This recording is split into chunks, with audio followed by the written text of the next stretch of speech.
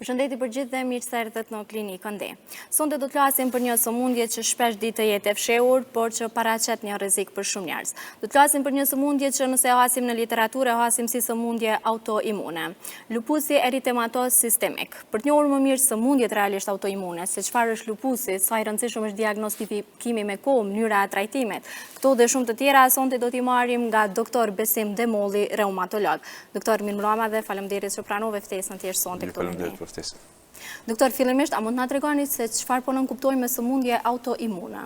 Sistemi jon imunitar është mbrojtës së ynë, sepse ajo është shkatërrues i shkaktarëve të ndryshëm, për shembull i bakterjeve, e viruseve apo edhe myshqeve të ndryshme, dhe tek sëmundjet tona autoimune, ky sistem imunitar ka humbur kontrollin, nuk arrin ta dallojë të dobishme nga e dëmshme dhe duke munduar të shkatërrojë shkaktarët të dëmshëm të organizmin ton, i shkatëron edhe qërizat apo organet e shëndetshme dhe në të njëjtën mënyrë mund të shkaktojë dëme të parikthyer në nivel të sistemit ton imunitar. Pra ai ka gabuar të dallimin në mes të dëmshmës dhe të dobishmes.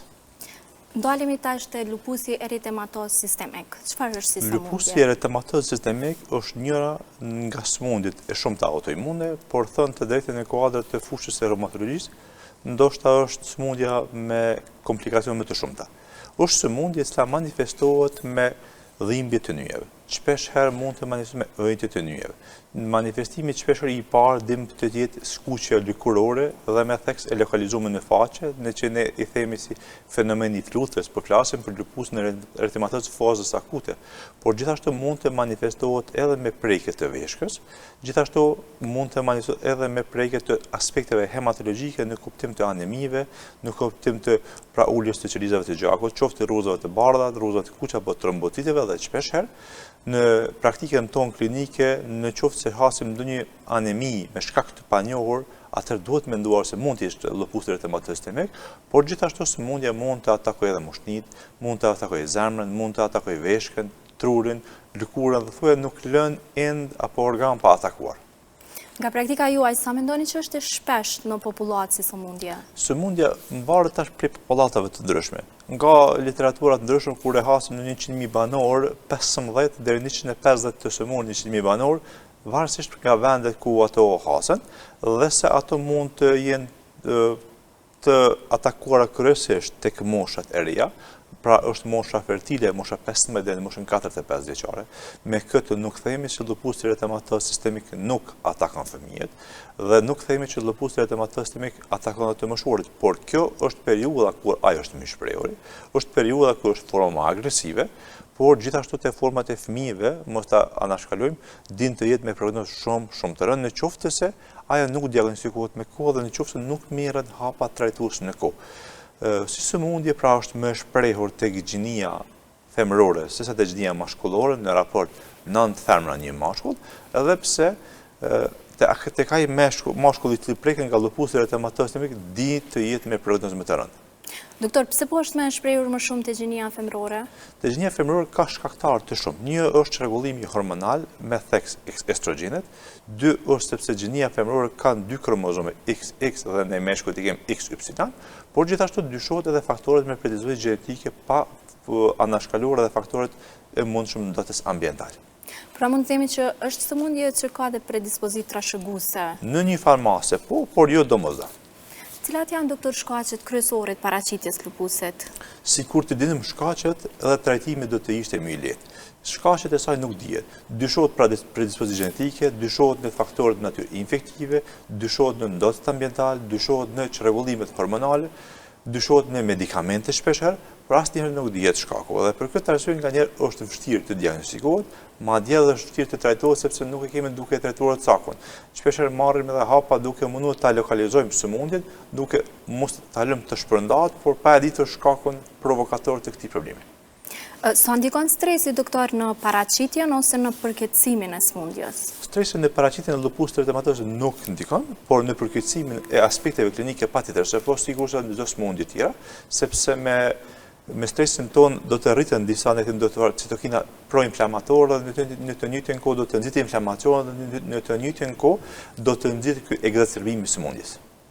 A kanë rol infeksionet tjera? Mund të nxisin infeksionet tjera që mund t'i kemi në trup paraqitjen e lupusit? Në rastet e ralla po jo domosdoshmërisht, sepse ka, kur e them që dy faktorë dyshues din të jetë natyra infektive qoftë viruset me theks më të madh, më rrallë bakterë dhe myshët, por din të jetë provokatorë të shfaqjes klinike.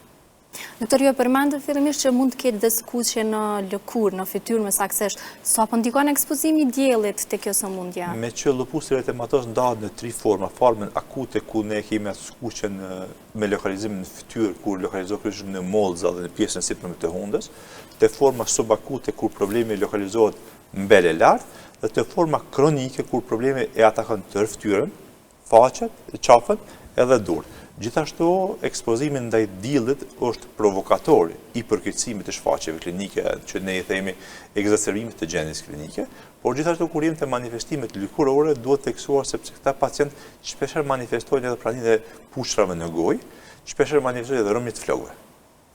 Cilat janë simptomat më të zakonshme që i hasim të lupusi përveç ju i përmendët pushrat, rënja Në vija të trasha, ankesat më të shpeshta është skuqja e fytyrës, kur kjo skuqje është më e theksuar si pasojë e ekspozimit ndaj rrezave të diellit, ditë të jetë dhimbje e nyje e shoqëruar ose jo me artret që të ëjtit të nyje, din të jetë e shoqëruar me çrregullime në nivel të parametrave hematologjik, kuptim të pagjaksive të ndryshme, në kuptim të uljes së numrit të trombocitëve, në kuptim të uljes së numrit të leukocitëve, din të jetë me prekje nefrologjike kur tek pacientë shpeshherë hasim ëjtit të këmbëve, kur në ekzaminimin e urinës së tyre shohim se veshka e tyre humb tepër proteina, kur e shohim në gjak ka pak proteina, dhe këta personë din të manifestojnë vlera të larta të tensionit arterial. Por gjithashtu shpeshherë mund të atakojmë edhe praninë e grumbullimit të ujit në hapësirat pleurale, që ne quajmë pleurite, apo në nivel të hapësirës abdominale, që ne quajmë ascite. Gjithashtu manifestimet të tjera janë edhe çrregullimet neurologjike dhe psikiatrike dhe me bollëk shfaqjes klinike që për këtë arsye shpeshherë edhe në literaturë e gjejmë si sëmundje që ka shumë fytyrë. Po, pikërisht këtu doja të ndalesha sepse nëse hym dhe kërkojmë lupusin, e shohim realisht si sëmundje venimi fytyra dhe sigurisht arsyeja pse po atakon shumë organe. Po, për këtë arsye zakonisht në literaturë gjejmë si sëmundje venimi fytyra sepse shpeshherë e imiton një infeksionin, shpeshherë e imiton tuberkulozën, shpeshherë e imiton aneminë, shpeshherë e imiton insuficiencën e veshkës, shpeshherë e imiton dermatitin seborreik apo dermatitin atopik, edhe për këtë arsye ka me drejt quhet si me një fytyrë. Prekja e veshkave, doktor, pikërisht si pasojë e lupusit, sa është serioze? 2 pjesë të duke mos anashkaluar dhe pjesë tjera më serioze si pasojë e atakimit të lupusit erytematoz është prekja e veshkës dhe prekja e trurit. Te prekja e veshkës në qoftë se nuk marrim hapa në kuptim të diagnostikimit të hershëm, shpeshherë në kuptim të trajtime mjaft agresive, din që pacientët e humb funksionin e veshkës dhe të përfundoj në kuptim të dializave të ndryshme dhe më pastaj pse jo në kuptim të transplanteve renale. Prandaj marrja e hapave të hershëm diagnostik dhe terapeutik është e rëndësishme ta ruajmë veshkën tonë ndaj dëmtimit që mund të jetë afatgjatë. Do të ndaleshim të ndikimi në muskuj dhe në nyje. Si ndikon lupusi? Lupusi erytematoz në kuptim të nyjeve shfaqet në kuptim të artriteve. Artritet janë procese inflamatoria, ëndje, dhimbje e nyjeve, që shpeshherë mund të jetë e kufizimin e lëvizshmërisë, nuk atakon një nyje, po zakonisht din të atakojë më tepër se një nyje, dhe din të atakojë qoftë nyjet e vogla, qoftë nyjet e mëdha. Ndërkësh në manifestimin në muskuj, shpeshherë dim të gjejmë format e mioziteve që ne i quajmë forma të proceseve inflamatore të muskujve, kur pacienti nganjëherë ka vështirësi në lëvizjet e ekstremitete për shkak të dobësisë së theksuar muskulare. Doktor, ju përmendët më herët që atakon dhe sistemin nervor. Çfarë shohim te një pacient që atakon? Tek pacientët që shfaq atakim apo atakohet sistemi nervor, zakonisht din të jenë format e meningiteve dhe encefaliteve, ku këta pacientë kanë din të kenë vjellje të theksuara, din të ketë kokëdhëmbë të theksuara dhe në rast të caktuar dhe humbje të vetdijes.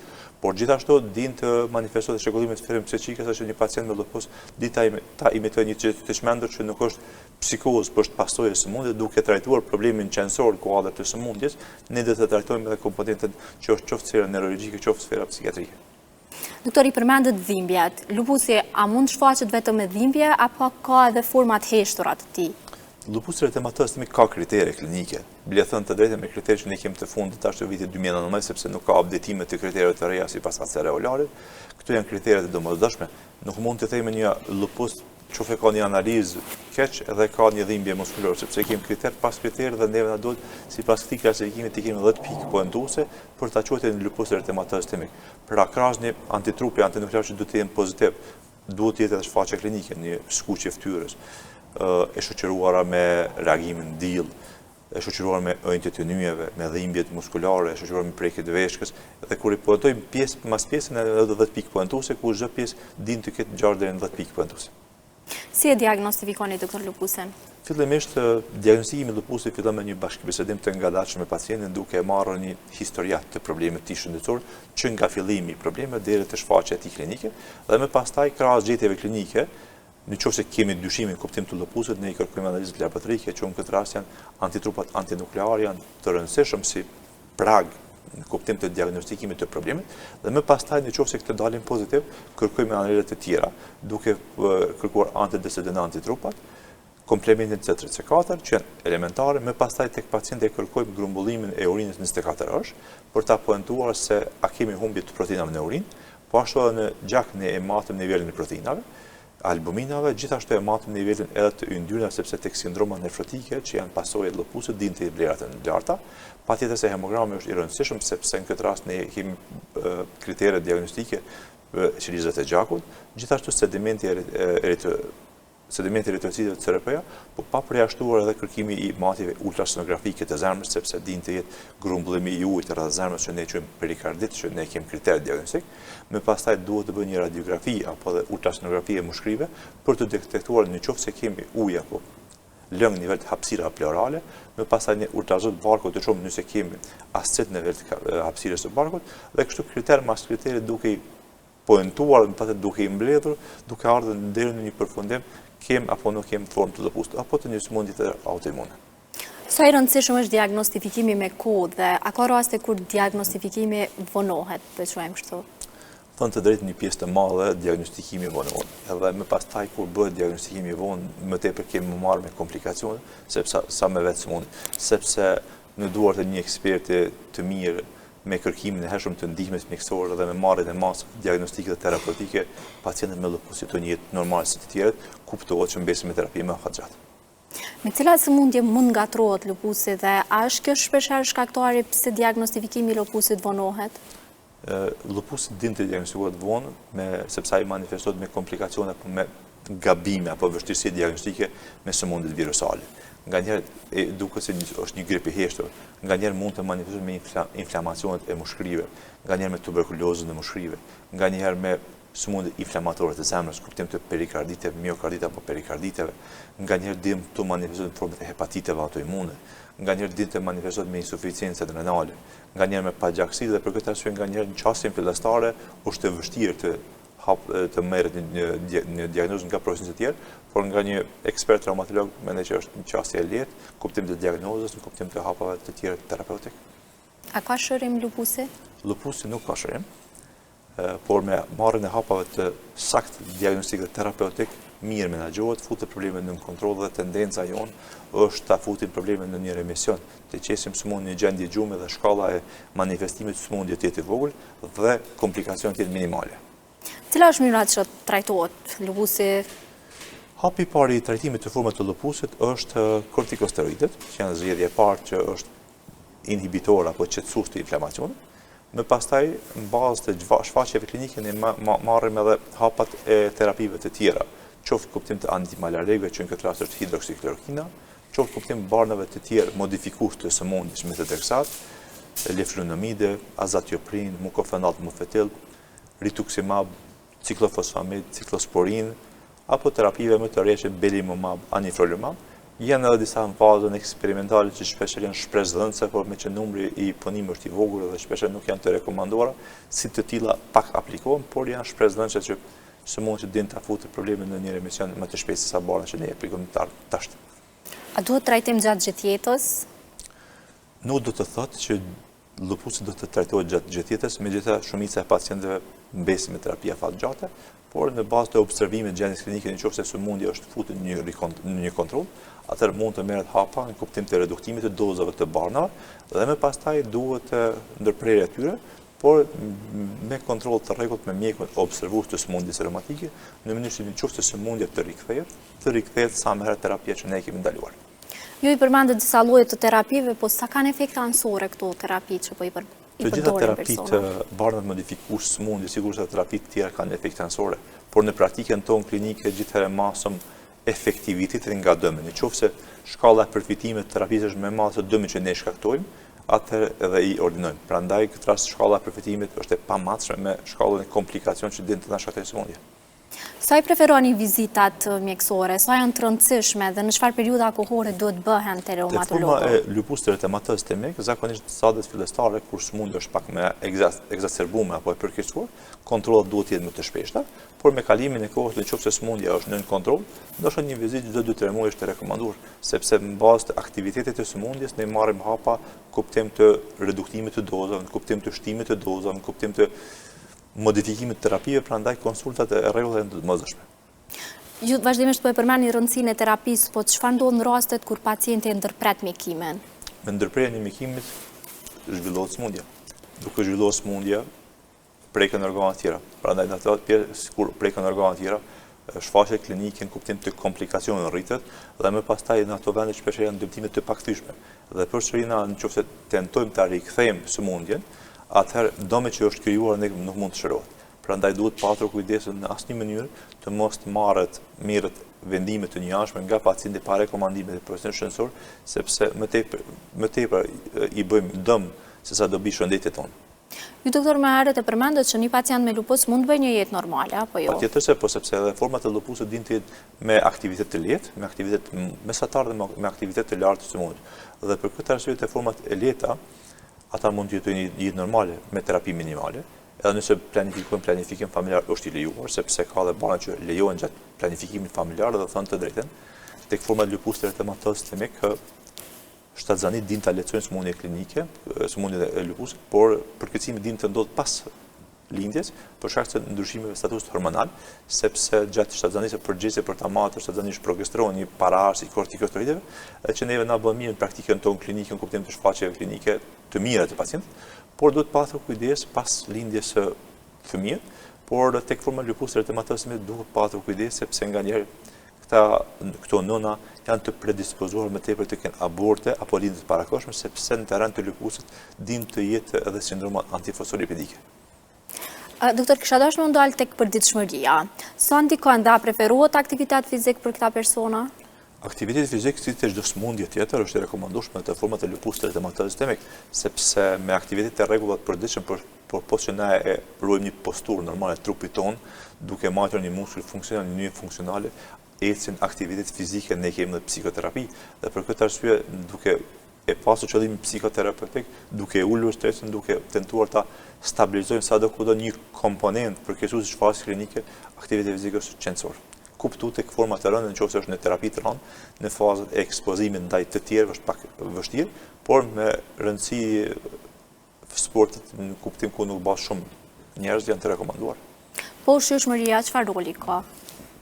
Ushqyeshmëria sikurse të sëmundje tjera ka benefite pozitive, gjithashtu tentohet të bëhet ushqime sa më tepër bio, qëllime që kanë apo ushqime detoksikuese, omega 3, vaj ulliri, xhenxhefilit, turmeriki, pemë perime sa më shumë, dhe duke ikur ushqime të rafinuara, pijeve energjike, pijeve të gazuara, gjithashtu duke ikur edhe ushqime të skarë që janë provokator të përkeqësimit të shfaqjeve klinike.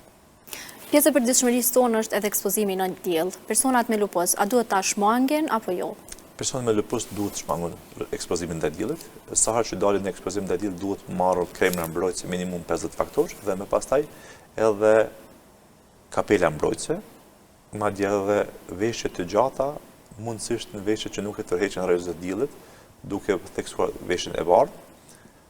Edhe zakonisht duhet ekspozimi se çdo rrezë e diellit din ta përkeqësoj shfaqjen klinike. E përmendëm që si sëmundje me një fytyra për shkak që po atakon shumë organe, po sa ndikon aspektin psikologjik diagnostifikimi me lupus tek personi? Sëmundje në aspektin psikologjik është e rëndë. Thonë të drejtën tash me ardhen e teknologjive të reja ku pacienti hin edhe hulumton në kuptim të shfaqjeve klinike dhe komplikacionet e tij, sfera psikike është mjaft e atakuar, por gjithashtu duhet pacienti gjithë ju themi sëmundje duhet marrë pak me një sportivitet. sepse sëmundja është tani ti ballafaqe me sëmundjen.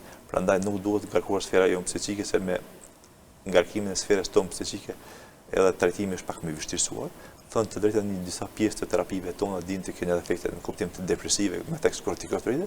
Prandaj këtu duhet pashur aktivitete fizike që na i qetësojnë sferën tonë psiqike. Doktor, kisha dashur me u kthy prap tek shtatzania. Cilat janë këshillat që duhet i përmbajë një grua me lupus që mbet shtatzën? Jo çdo femër e sëmur me lupus eritematoz sistemik ka mundësi të mbetë shtatzën, sepse çdo herë kur mirret një hap në kuptim të planifikimit familjar, duhet shikuar aktiviteti i sëmundjes në monitorim të reumatologut, pse jo të ginekologut, sepse te format e lehta, madje nganjëherë te format e moderuara, ndërhyjet apo parapërgatitet shtatzania me anë të barnave modifikues të sëmundjes të lejuara gjatë shtatzanisë që nuk kanë efekt anësor tek fryti, dhe në këto raste shtatzanit në pjesën më të madhe shkojnë mirë. Megjithatë, këtë pjesë duhet hulumtuar dhe sindromën antifosfolipidike, sepse këto nëna shpesh duhet të përdorin gjatë shtatzanive të tyre flaksiparinën si opsion për të parandaluar ndonjë lindje apo një abort parakohshëm, shpesh edhe aspirinën. Këto nëna apo këto fëmijë të këtyre nënave të sëmurë me lupus eritematoz sistemis janë të predispozuar të ketë bllok kardiak fetal pra të flytit, prandaj kontrollat janë të domosdoshme. Ndërka tek forma me aktivitet të lartë të sëmundjes, shtatzanit janë të ndaluara nëse e mendojmë shëndetin e përgjithshëm të nënën. Në ato raste kur sëmundja futet në remission apo stabilizohet apo qetësohet, atëherë bëhet planifikim familjar, por në tek sëmundje me aktivitet të lartë, shtatzanit janë të ndaluara sepse dëmi që na shkakton kuadrat e organizmit tonë është i pakthyeshëm. A ka do më pas edhe foshnja ose fryti në këtë rast të këto raste? Kur e thash, fëmijët e këtyre nëna, jo të gjithë fëmijët janë të predispozuar të kenë blloqe kardiake fetale, por disa prej tyre. Prandaj me kontrollat të rregullta, edhe nëse ndodhaj, me kalimin e kohës me terapi din të qetësohet, dhe në qendra të avancuara din të, edhe nëse ndodh me këtë komplikacion, din të ndodh përmirësimi. Doktor, cila është këshilla juaj për gjithë personat që janë diagnostikuar me lupus? Një këshill përfund i them që sëmundja e lupus eritematoz sistemik nuk është fundi i botës. Sëmundja ka mundësi të diagnostikohet herët, ka mundësi të trajtohet me kohë dhe ka mundësi të futet apo të menaxhohet me kohë, prandaj ju mund të jetoni një jetë normale nëse merret një hap të sigurt që kanë për qëllim shëndetin tuaj. Doktor, ne falenderojmë shumë për gjitha informacionet dhe këshillat që sonte na i bën. Faleminderit. Dashur miq, ne me kaq po e përmbyllim emisionin për këtë shtunë. Deri të shtunën e ardhshme, mirupafshim.